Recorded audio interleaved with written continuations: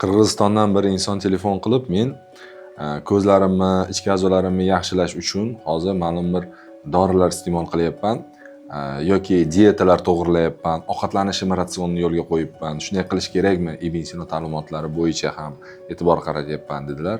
Juda ham zo'r, juda ham yaxshi.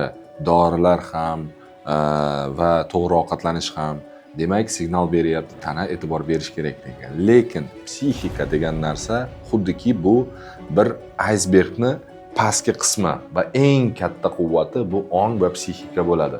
Siz o'tinni zo'r pechkani ichiga tiqing, lekin pechkani ichi to'lib qolgan bo'lsa, u yonmaydi.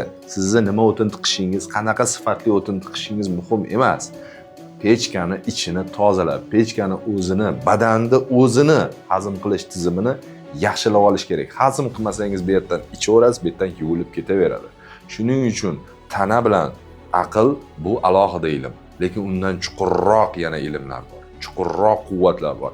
Ana shu ishga tushgandan keyin sizning badaningiz juda ham katta keyingi bosqich va keyingi yangilanishlarga o'ta boshlaydi.